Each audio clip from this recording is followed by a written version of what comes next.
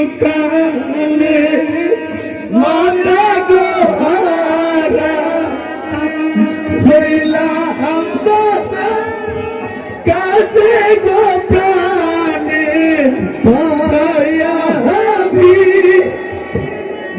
ভাবি গয়া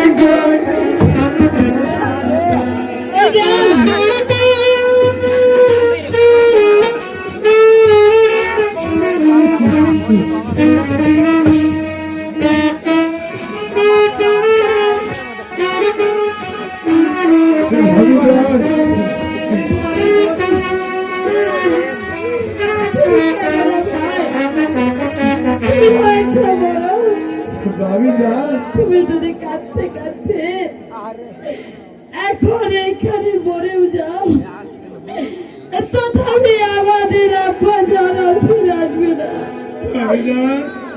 যখন তোমাদের আব্বা জানের কথা মনে হবে, তখন তোমরা তোমার দাদার কাছে চলে যাবে। যখন তোমাদের মায়ের কথা মনে হবে ভাবি যান, তখন তোমরা দুজনে আমার কাছে চলে আসবে। ভাবি যান, হ্যাঁ মনিলাল মালিক, আমি এই বিশাল রাত্রের মাঝে শুনেছি এই বাবা হয়েছে খোদার সমতুল্য। আমি এই রাত্রের মাঝে একটি মানুষ আমার বাবার মতো দেখিনি। আর আমি কেমন করে বাবা ডাক করে থাকবো ভাবি যান?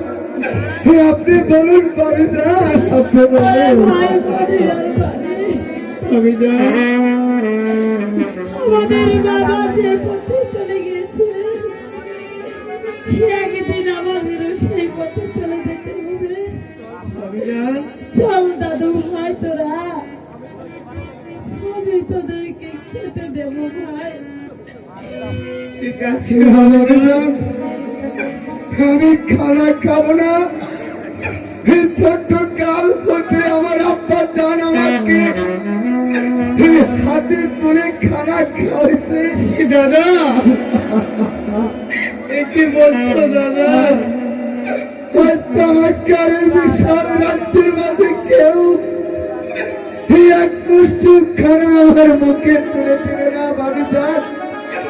আমি খানা খাবো না ভাবি যান। এটা রে ভাই বলি,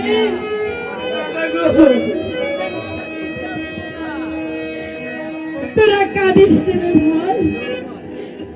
এই মুহূর্তে আমি যতদিন তোদের ভাবে বেঁচে থাকবো ততদিন পর্যন্ত তোদেরকে আমি কোলে পিঠে করে মানুষ করে নিজ হাতে তোদেরকে খাইয়ে দেব ভাই।